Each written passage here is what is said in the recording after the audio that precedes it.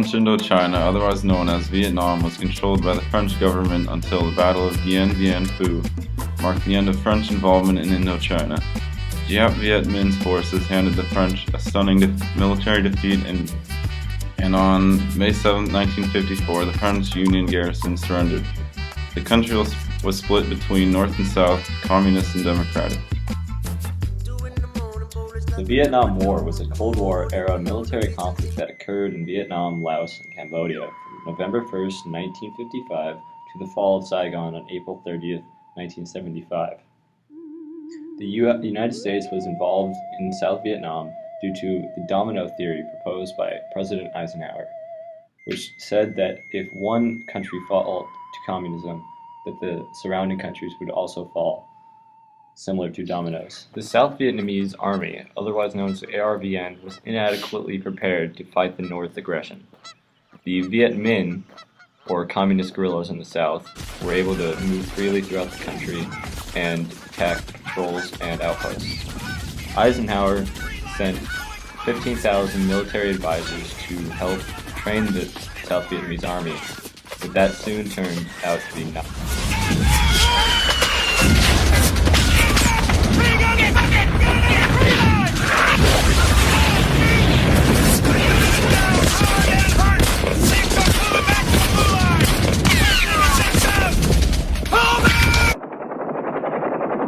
How many men who listen to me tonight have served their nation in other wars? How very many are not here to listen? The war in Vietnam is not like these other wars. Yet, finally, war is always the same. It is young men dying in the fullness of their promise. It is trying to kill a man that you do not even know well enough to hate.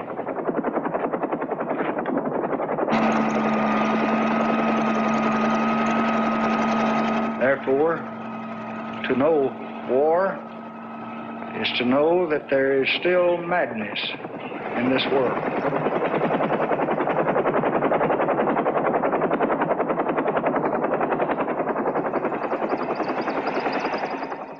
For we have children to teach, and we have sick to be cured, and we have men to be freed.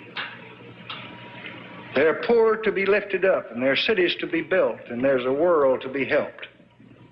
Yet, we do what we must. I am hopeful, and I will try with best I can with everything I've got to end this battle and to return our sons to their desires. Yet, as long as others will challenge America's security and test the dearness of our beliefs with fire and steel, then we must stand or see the promise of 2 centuries tremble.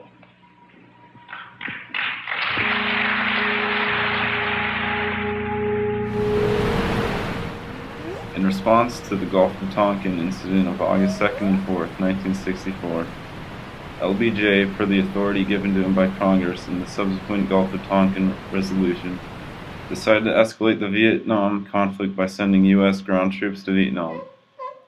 On March 8, 1965, 3,500 U.S. Marines landed near Da Nang in South Vietnam. They are the first U.S. troops to arrive in Vietnam. And some were hit by waves.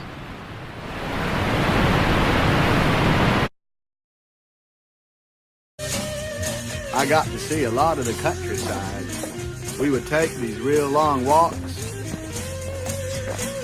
There must be some kind of way out of here. Straight up jump up to the lead. And we were always looking for this guy named Charlie. And then, just like that, somebody turned off the rain and the sun come out.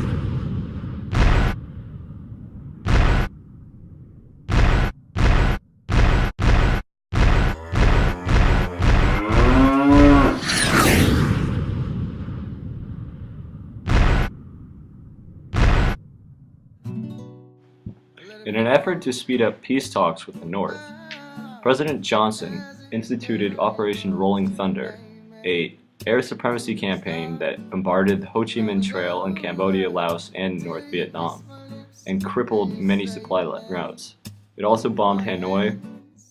The massive bombardment of the North created a large number of indiscriminate deaths of civilians and non-combatants alike.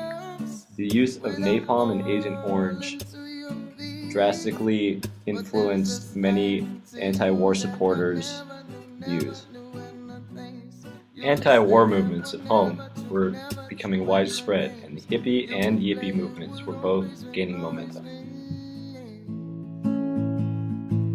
But I stand by to the rain and watch it pour. Fast movers in here now, over. Check strong arm, wait one for flight. Lieutenant Dan Coleman's dead! I know he's dead! My whole goddamn platoon is wiped out!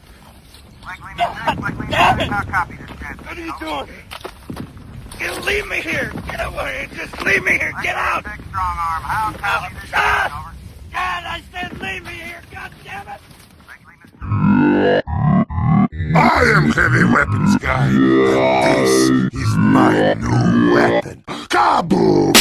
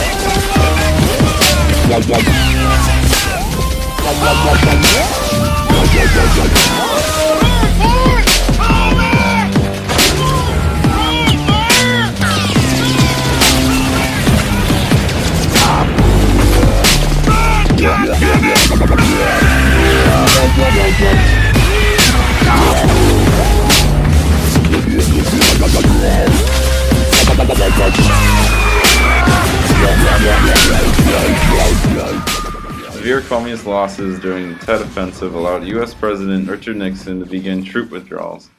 His plan, called the Nixon Doctrine, was to build up the ARVN so that they could take over the defense of South Vietnam. The policy became known as Vietnamization. The Tet Offensive, as witnessed in the last few seconds at the Battle of Quai Son, was the last major offensive by the North. President Nixon saw the waning public support and in an effort to end the United States involvement, signed a peace treaty with the North. The agreement left the South completely vulnerable without American protection, and weeks later Saigon fell to the Communists on April 30th, 1975.